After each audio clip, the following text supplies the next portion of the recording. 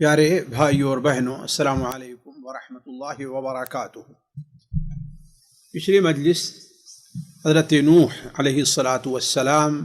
کی دعوت سے متعلق چل رہی تھی کہ حضرت نوح علیہ السلام نے اپنی قوم کو اللہ کی طرف لانے کے لیے جو اسلوب بھی ممکن ہو سکتا تھا وہ اسلوب استعمال کیا۔ حضرت نوح علیہ السلام نے انہیں تنہائی میں بھی دعوت دی، بھرے مجمع میں بھی خطاب کیا، شام کو ان کے یہاں تشریف لے گئے، جب اطمینان سے اپنے گھروں میں بیٹھتے ہیں اس موقع پر بھی انہیں سمجھایا، ان کی کام کی جگہوں میں بھی جہاں کہیں بھی وہ مل سکے انہیں اللہ تبارک و تعالیٰ کا پیغام پہنچاتے رہے۔ اسی کے ساتھ ساتھ نوح علیہ السلام نے اپنی قوم کو ترغیب اور ترہیب کا بھی اسلوب استعمال کیا، اللہ تبارک و تعالیٰ کی نعمتیں یاد دلائیں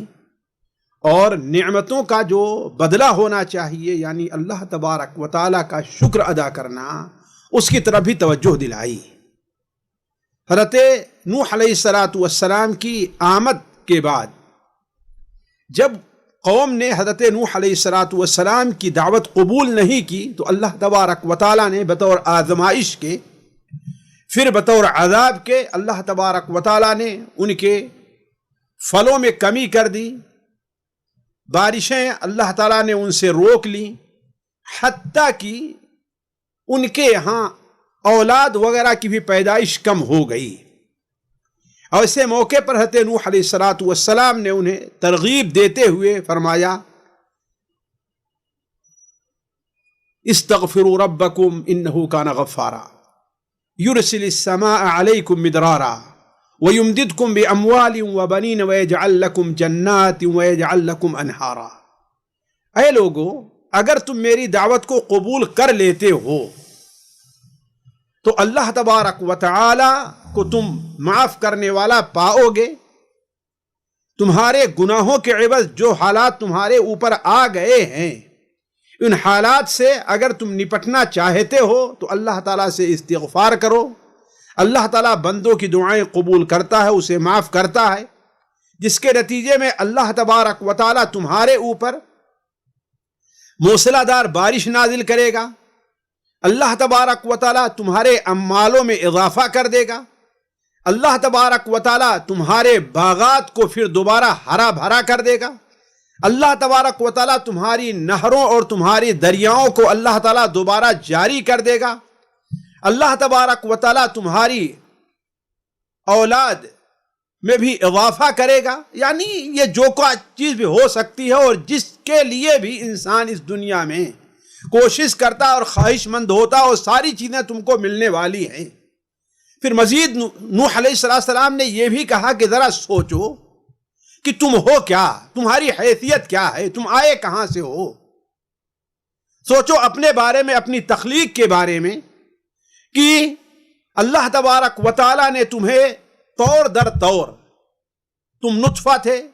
پھر مضغہ بنایا، پھر علقہ، پھر کرتے کرتے کرتے تمہیں چلتا پھرتا انسان اللہ تعالیٰ نے بنا دیا۔ پھر تم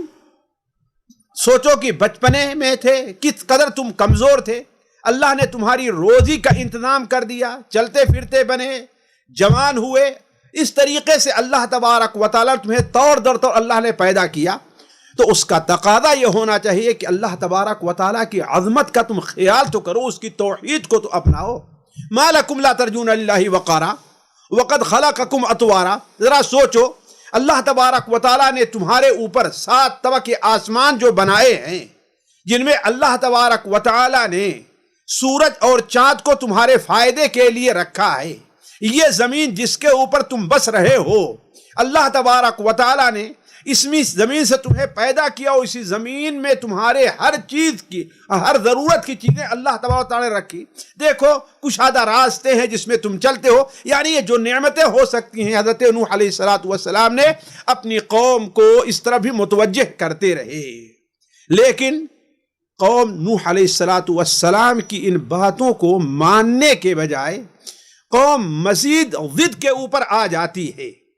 حضرت نوح علیہ السلام کو بعزت کرنا چاہا، ان کے ساتھ بدتمیزی سے پیش آئے. مثال کے طور پر نوح علیہ الصلاۃ والسلام کو ضلال اور گمراہی میں قرار دیا کہ گمراہ ہیں. کبھی نوح علیہ الصلاۃ والسلام کو جھوٹا کہا،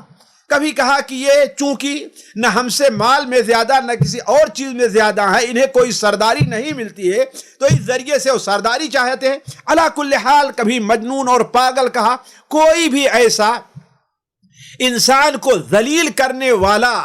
لقب نہیں ہونا چاہیے حضرت نوح علیہ السلام کے لیے انہوں نے استعمال نہ کیا ہو. اللہ تعالیٰ نے اس کا بھی ذکر تفصیل سے قرآن مجید میں کیا ہے. مثال کے طور پر سورہ الاعراف میں اللہ تعالیٰ فرماتا ہے لقد ارسلنا نوحا الى قومه فقال یا قوم اعبدوا اللہ ما لکم من الہ غیرہ انی اخاف علیکم عذاب یوم عظیم. یعنی نوح علیہ السلام قوم کے پاس آئے اور قوم کو توحید کی دعوت دی اور کہا کہ دیکھو اگر تم مانتے نہیں ہو تو مجھے ڈر ہے کہ اللہ تعالیٰ کا دردناک عذاب تمہیں پا لے گا. تو قوم کا جواب کیا تھا؟ قال الملأ من قومه انا لنراك في ضلال مبین. ذرا ساتھیوں سوچئے، ہم اور آپ اگر ہمیں اور آپ کو کوئی کہہ دے کہ بڑا گمراہ ہے تو بھٹکا ہوا، تو ہمیں کتنی تکلیف ہوگی. چیزا ہے کہ اللہ کے نبی کو کہا جا رہا ہے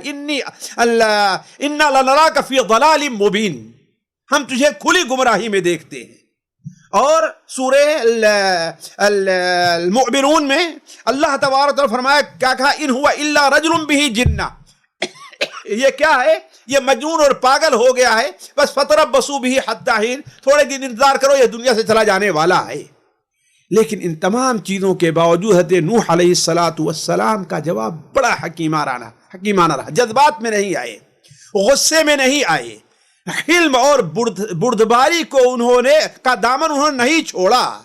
بلکہ ایک طرف اپنی قوم کے سامنے یہ واضح کرنا چاہا کہ ہم آپ تمہارے بڑے مخلص ہیں. یہ جو کوشش میں کر رہا ہوں اس سے مقصد تمہاری خیر خواہی ہے. میں تم سے نہ مال چاہتا ہوں، نہ میں تمہارے اوپر اپنی کسی برتری کا دعویٰ کر رہا ہوں، نہ ہی میں کوئی فرشتہ ہوں، نہ میں کوئی اللہ نے مجھے زمین کے خزانے عطا کیے، کوئی چیز نہیں ہے. میرا مقصد صرف اور صرف یہ ہے کہ میں تمہاری خیر خواہی چاہتا ہوں، تمہیں اللہ تبارک و تعالیٰ تک پہنچانا چاہتا ہوں. چنانچہ ذرا دیکھیں کیسا پیارا اسلوب ہے. قال یا قوم لیس بی ضلالہ، اے قوم کے لوگوں میرا اندر کوئی گمراہی نہیں ہے.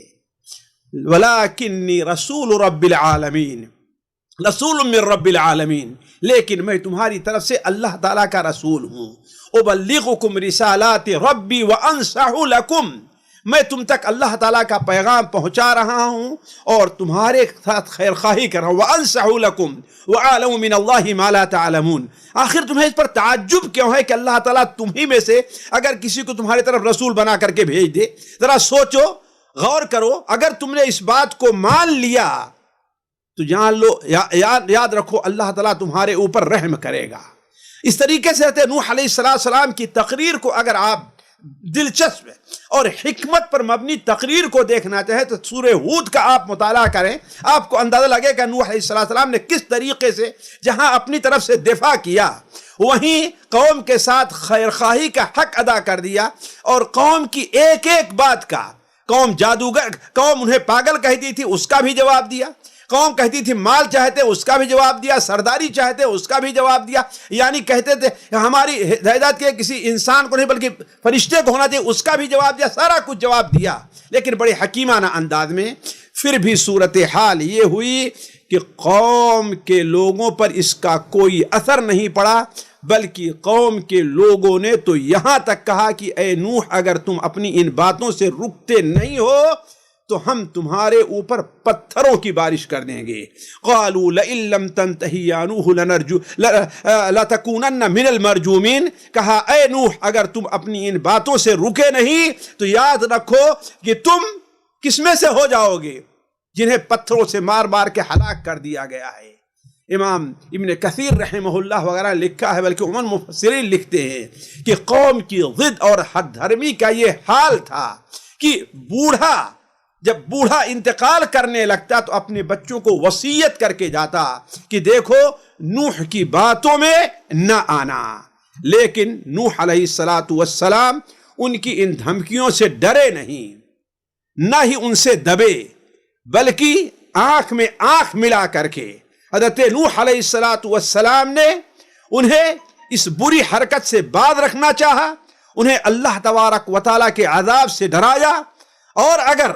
وہ لوگ اس کے اوپر اڑے رہے تو نوح علیہ السلام نے انہیں مکمل آزادی دے کہ جو کچھ تم کرنا ہے کر جاؤ، میں اپنے اس کام سے رکنے والا نہیں ہوں۔ چنانچہ اللہ تبارک و تعالیٰ سورہ یونس میں فرماتا ہے وَاتْلُ عَلَيْهِمْ نَبَأَ نُوحٍ، ان کے سامنے نوح علیہ السلام کا واقعہ بیان کرو۔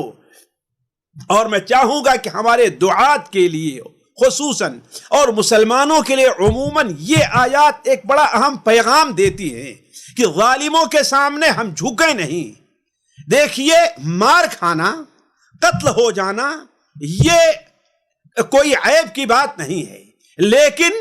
ان کی ہاں میں ہاں ملا دینا، ان کے سامنے عاجزی کرنا اور ان سے رحم کی بھیک مانگنا یہ بری چیز ہے۔ ظالموں سے رحم کی بھیک مانگنا، اس لیے کہ آپ رحم کی بھیک مانگیں پھر بھی وہ بھیک دینے والے نہیں ہیں، وہ تو چاہتے ہیں کسی طریقے سے ہمیں ذلیل کرنا۔ تو یہ مار کھا جانا یہ کوئی عیب کی بات نہیں، اصل عیب کی بات یہ ہے کہ ان کے سے ہم عاجزی ظاہر کریں اور ہم ایک ظاہر کریں کہ ہاں بھائی ہم آپ سے کمزور ہیں اور نیچے ہیں، نہیں، یہ نہیں ہونا چاہیے۔ یہی چیز حضرت نوح علیہ السلام نے ہم لوگوں کو یہی پیغام دیا، چنانچہ اللہ تعالیٰ فرماتا ہے وَاتْلُ عَلَيْهِمْ نَبَأَ نُوحٍ، ان کے سامنے نوح علیہ السلام کا واقعہ بیان کرو۔ اِذْ قَالَ لِقَوْمِهِ، جبکہ اپنی قوم سے کہا، کیا؟ إِنْ كَانَ كَبُرَ عَلَيْكُمْ مَقَامِي وَتَذْكِيرِي بِآيَاتِ اللَّهِ فَعَلَى اللَّهِ تَوَكَّلْتُ فَأَجْمِعُوا أَمْرَكُمْ وَشُرَكَاءَكُمْ ثُمَّ لَا يَكُنْ أَمْرُكُمْ عَلَيْكُمْ غُمَّةً ثُمَّ اقْضُوا إِلَيَّ وَلَا تُنْظِرُونِ فَإِنْ تَوَلَّيْتُمْ فَمَا سَأَلْتُكُمْ مِنْ أَجْرٍ إِنْ أَجْرِيَ إِلَّا عَلَى اللَّهِ وَأُمِرْتُ أَنْ أَكُونَ مِنَ الْمُسْلِمِينَ۔ کہا ہے میری قوم کے لوگوں، اگر میرا تمہارے درمیان میں رہنا، میرا وعد کے لیے اور نصیحت کے لیے تمہارے سامنے کھڑا ہونا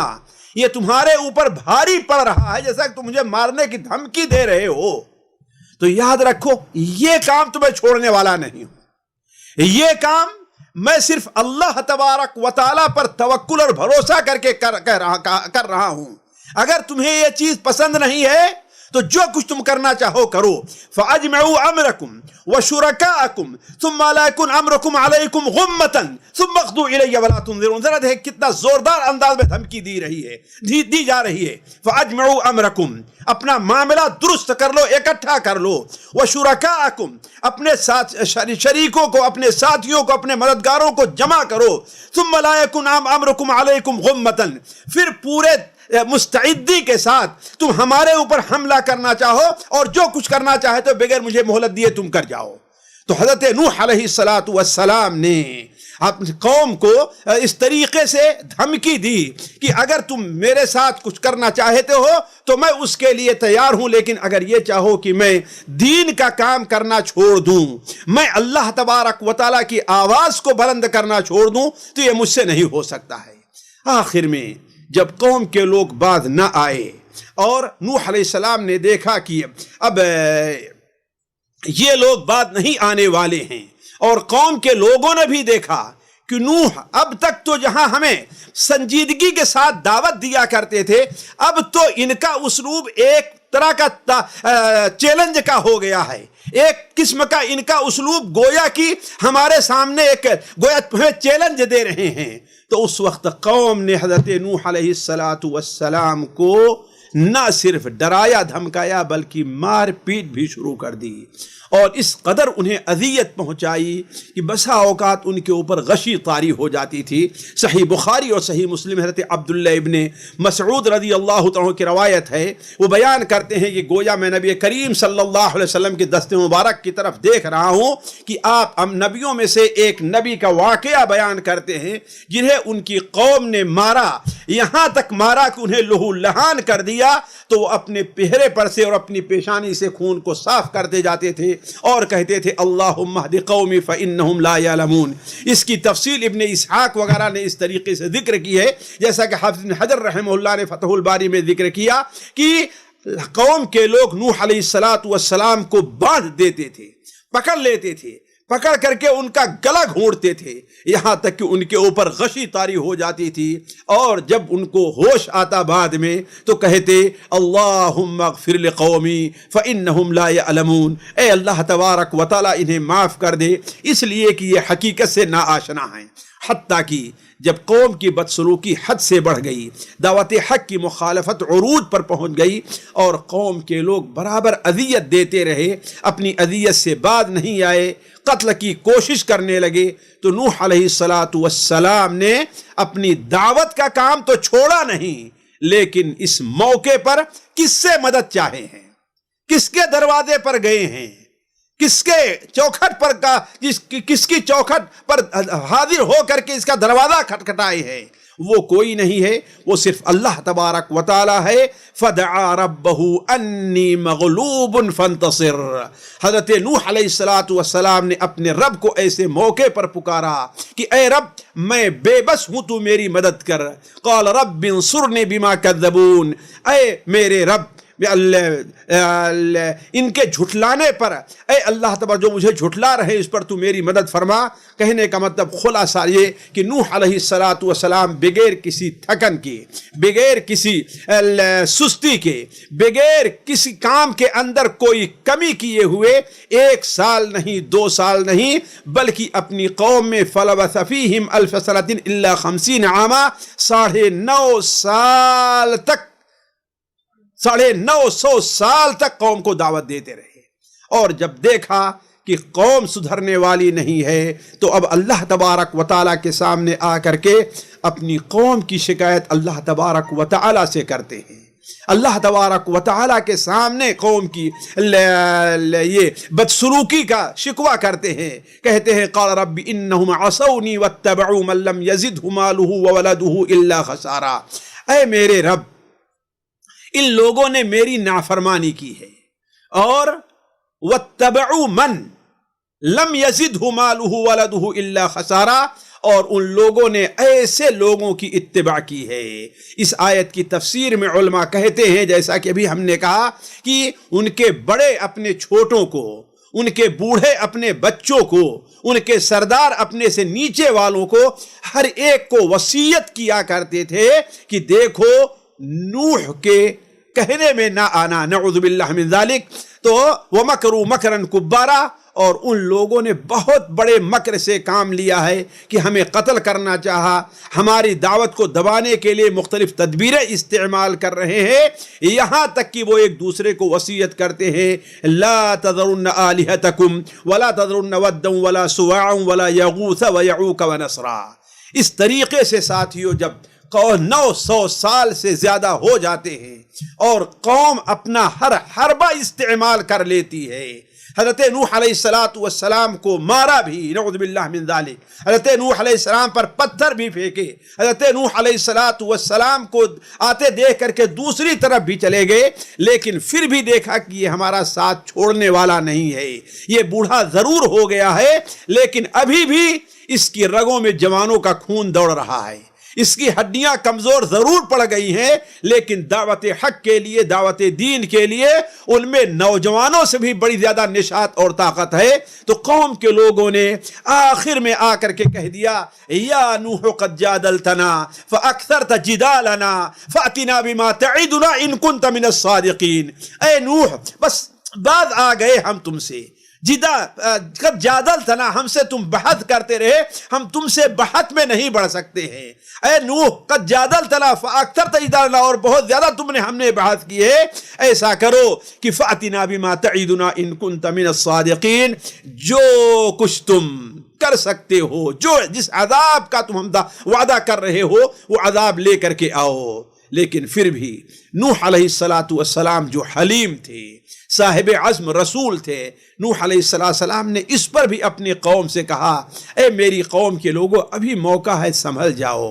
عذاب لے آنا یہ میرے بس میں نہیں ہے، میں کیا ہوں جو میں عذاب لے کر کے آؤں گا، عذاب لانا تو اس کا کام ہے، اور جب وہ چاہے گا عذاب لے آئے گا، لیکن جب اس کا عذاب آ جائے گا تمہیں سنبھلنے کا موقع نہ ملے گا اور نہ ہی اس کے عذاب کو تم ٹال سکتے ہو۔ حضرت نوح علیہ السلام نے کہا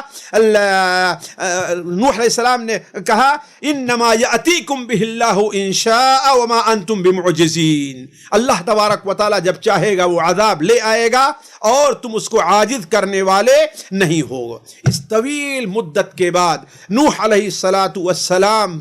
کے سامنے بھی جب یہ حقیقت واضح ہو گئی کہ اب یہ لوگ ایمان لانے والے نہیں ہیں، بلکہ جتنا ہی وقت گزرتا جائے گا ان کی ضلالت اور گمراہی میں اضافہ ہی ہوتا چلا جائے گا، اور ادھر اللہ تبارک و تعالی نے حضرت نوح علیہ السلام کی طرف یہ وحی کر دی کہ اے نوح انہ لن یؤمن من قومک الا من قد آمن، اے نوح تمہاری قوم سے اب کوئی بھی ایمان لانے والا نہیں ہے، جتنے لوگ ایمان لے آ چکے ہیں وہی کافر ہے، وہی لوگ ہیں، اب اس کے علاوہ کوئی دوسرا ایمان نہیں لے آئے گا، لہذا وہ جو چالیں چل رہے ہیں اس پر پریشان نہ ہو۔ تو نوح علیہ السلام کو جب یہ معلوم ہو گیا کہ یہ لوگ اب ایمان لانے والے نہیں ہیں تو اللہ تبارک و تعالیٰ کی حضور دعا کرتے ہیں، قال نوح رب لا تذر علی الارض من الکافرین دیارا، اے اللہ تبارک و تعالیٰ کافروں میں سے اب زمین پر کسی کو بھی چلتا نہ چھوڑ،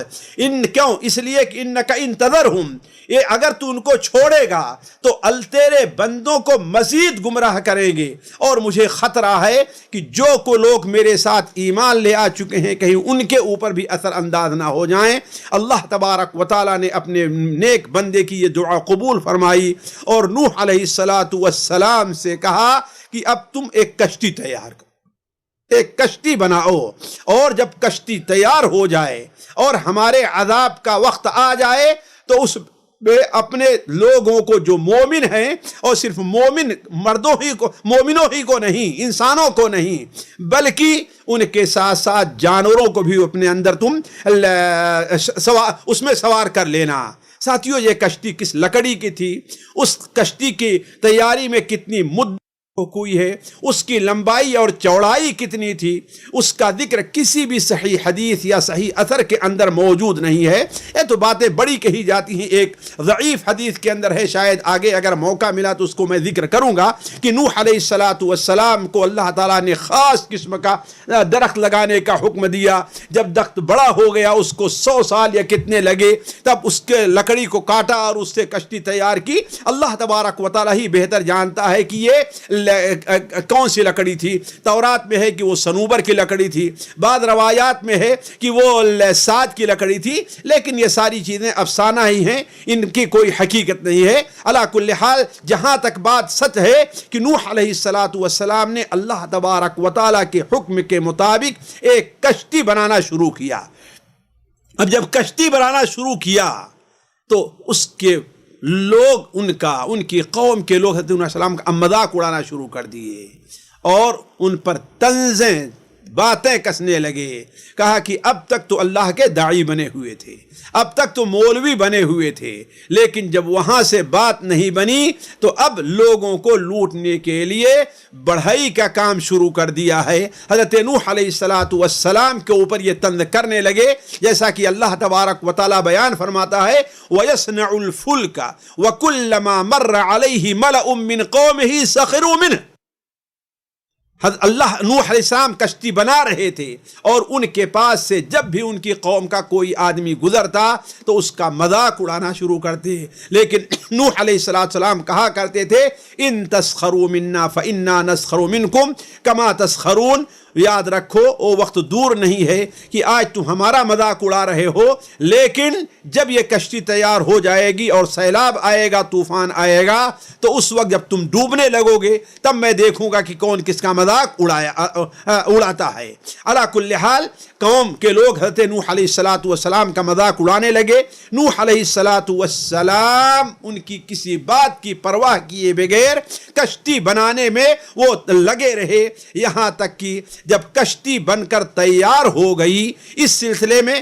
وہ کشتی کتنی لمبی تھی، کتنی چوڑی تھی، اس کے مختلف اقوال اس سلسلے میں آئے ہوئے ہیں۔ تورات وغیرہ کے اندر ہے کہ اس کی لمبائی 1200 ہاتھ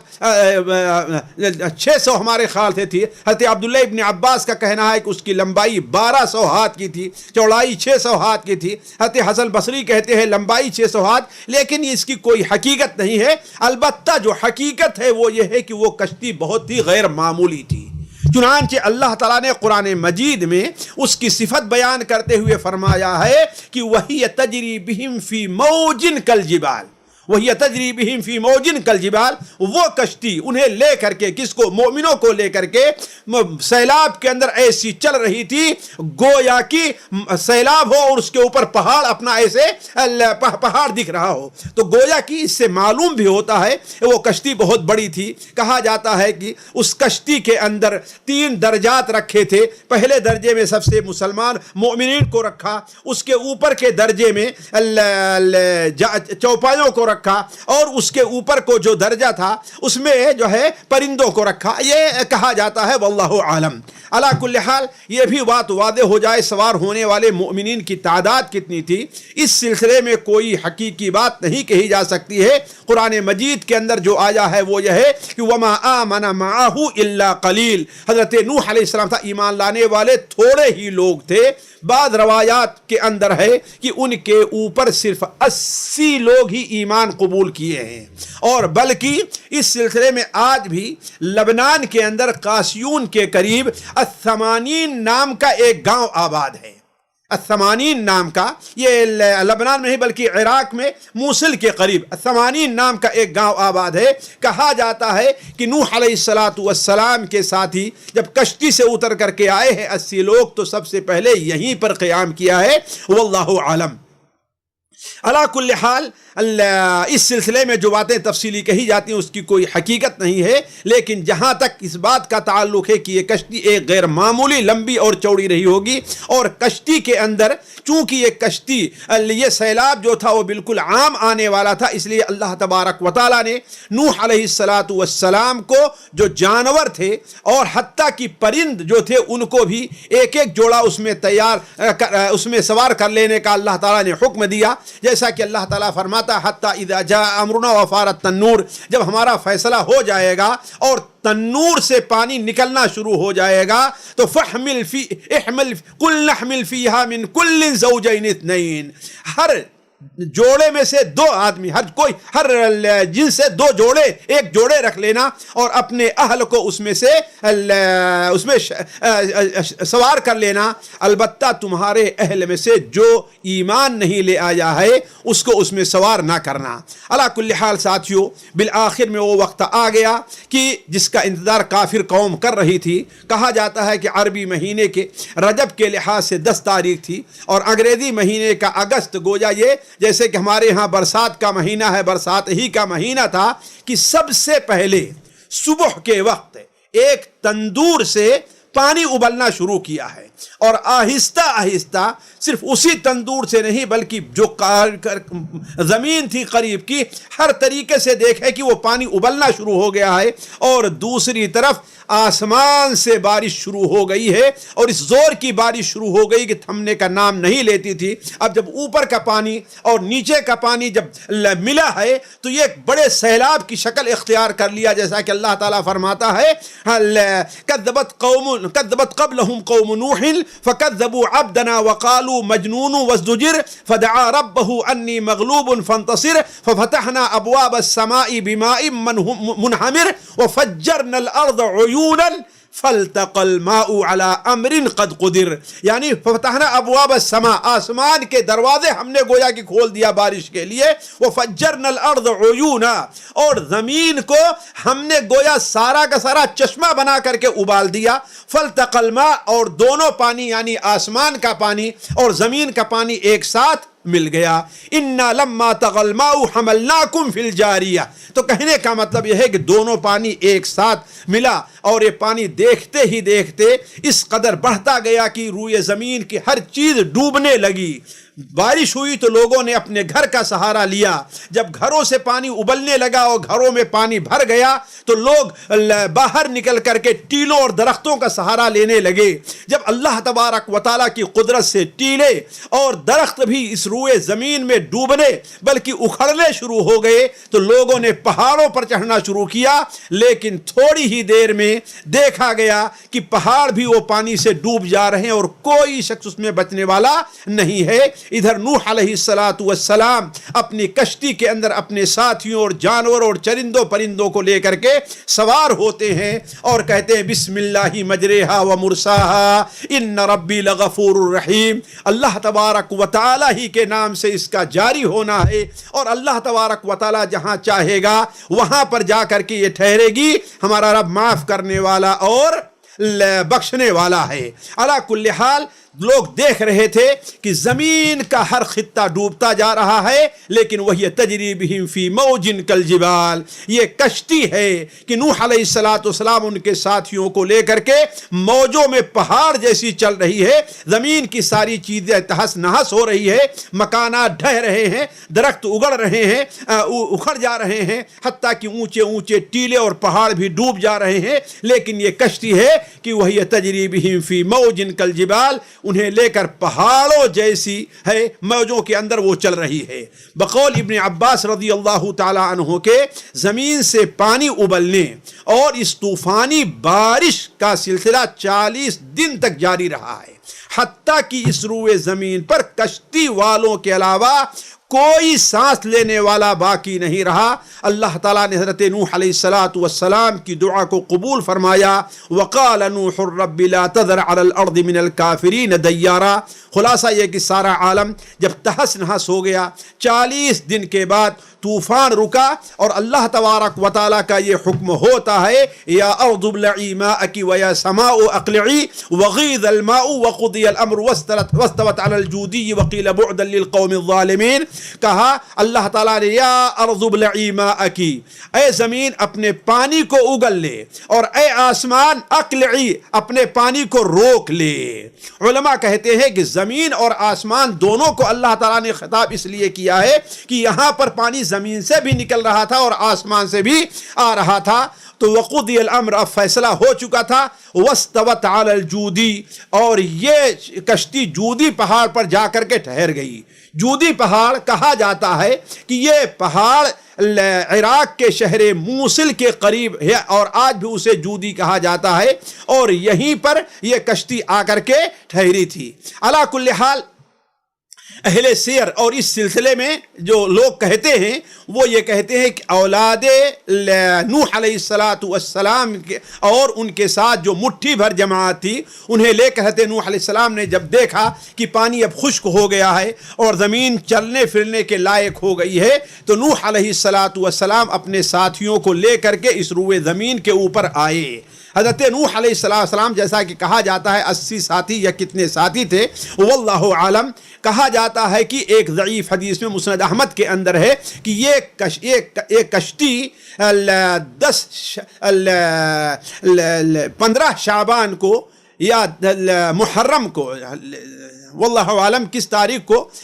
مجھے ذہن میں نہیں آ رہی کہ وہ حدیث ہے کہ جس کے اندر کہا جا رہا ہے کہ عاشورہ کے دن ہمارے خیال تھی وہ کشتی جودی پہاڑ کے اوپر ٹھہری تھی، 3 مہینہ یا 4 مہینہ اتنا چلنے کے بعد وہاں پر آ کر کے ٹھہری تھی، لیکن یہ حدیث صحیح نہیں ہے۔ البتہ جہاں تک صحت ہے وہ کہ یہ کشتی جودی پہاڑ پر آ کر ٹھہری تھی۔ جودی پہاڑ پر ٹھہرنے کے بعد نوح علیہ الصلاۃ والسلام نے انتظار کیا، جب زمین خشک ہو گئی اور زمین رہنے لائق ہو گئی تو اپنے ساتھیوں کو لے کر کے اترے، اور جیسا کہ ہم نے کہا 80 نامی جو مقام ہے جیسا کہ کہا جاتا ہے واللہ عالم وہاں پر آپ رہے۔ پھر نوح علیہ الصلاۃ والسلام اس روئے زمین پر کتنے دن تک رہے اس کا کوئی ثبوت نہیں ہے، اور اس دنیا سے وہ رخصت ہو گئے۔ بعض لوگوں نے کہا کہ 300 سال زندہ رہے، بعض لوگوں نے کہا 370، واللہ عالم اس کی کوئی حقیقت نہیں ہے، لیکن اتنی بات ضرور ہے کہ نوح علیہ الصلاۃ والسلام کی اسی روئے زمین کے اوپر وفات ہوئی۔ امام ابن کثیر رحمہ اللہ کا کہنا ہے، جو راجح قرار دیتے ہیں کہ ان کی وفات مکہ مکرمہ میں ہوئی۔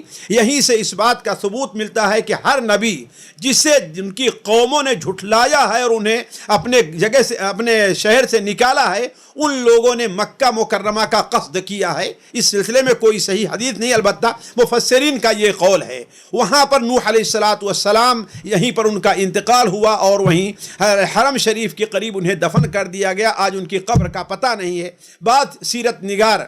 یا سیر اصحاب السیر یہ کہتے ہیں کہ ان کا انتقال یعنی حضرت نوح علیہ الصلاۃ والسلام کا لبنان کے اندر ہوا، اور کرک ایک بڑی مشہور جمع ہے ارکرک، وہیں پر ان کا انتقال ہوا، اور آج بھی ان کی ایک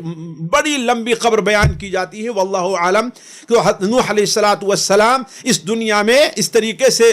روانہ ہوئے۔ نوح علیہ السلام کے بعد ان کے جتنے ساتھی آئے تھے ان کے بارے میں کہا جاتا ہے کہ ان میں سے کسی کا وجود باقی نہیں رہا ہے، کسی کی ذریت باقی نہیں۔ اگر ذریت باقی رہتے تو نوح علیہ السلام کی وَجَعَلْنَا ذُرِّيَّتَهُ هُمُ الْبَاقِينَ، وَجَعَلْنَا ذُرِّيَّتَهُ الْبَاقِينَ، نوح علیہ السلام ہی کی ذریت باقی رہی۔ ان کے 3 بیٹے تھے، انہی 3 بیٹوں سے یہ ساری دنیا پھیلی ہے جس میں آبادی ہوئی ہے، اور اللہ تبارک و تعالیٰ نے ان کو اتنی برکت عطا کی ہے۔ اس طریقے سے نوح علیہ السلام کی قوم کا معاملہ ختم ہوا۔ اب اگلی مجلس حضرت نوح علیہ السلام کے سے متعلق 2 چیزیں رہ گئی ہیں، اگر ابھی میں اس کو چھیڑتا ہوں تو پورا نہیں ہوگا۔ اولا نوح علیہ السلام کا بیٹا اور نوح علیہ السلام کی بیوی، یہ 2 چیزیں نوح علیہ السلام کے واقعے سے تعلق رکھتی ہیں، جن کا ذکر میں انشاءاللہ اگلی مجلس میں آپ کے سامنے رکھوں گا۔ تب تک آپ کے لیے سے اجازت ہے، والسلام علیکم ورحمۃ اللہ وبرکاتہ۔ سامعین کرام، ہمارے علمی اور عوامی دروس اور سوال و جواب کی مجلسوں سے آپ خود بھی مستفید ہوں اور اپنے دوست و احباب کے ساتھ بھی شیئر کریں۔ عین ممکن ہے کہ آپ کے شیئر سے کسی کی اصلاح اور آپ کے لیے صدقہ جاریہ بن جائے۔ واٹس ایپ پر اسلامک میسج حاصل کرنے کے لیے نمبر نوٹ فرمائیں: یعقوب عزیز 00966 5089 59707۔ واٹس ایپ سوال و جواب گروپ میں ایڈ ہونے کے لیے نمبر نوٹ فرمائیں: عبدالسلام عمری 00966 502627 622۔ نمبر بھیجتے ہوئے نام اور پتہ ضرور لکھیں۔ اسی طرح ہمارے یوٹیوب چینل اسلامی دعویٰ کو ضرور سبسکرائب کریں تاکہ ہماری ہر نئی اور اہم ویڈیو کی اطلاع آپ کو فوری حاصل ہو جائے۔ تمام دروس، مقالات اور سوال و جواب سیریز کے لیے ہماری مشہور ویب سائٹ www.islamidawah.com کا مشاہدہ کرتے رہیں۔ السلام علیکم ورحمۃ اللہ وبرکاتہ۔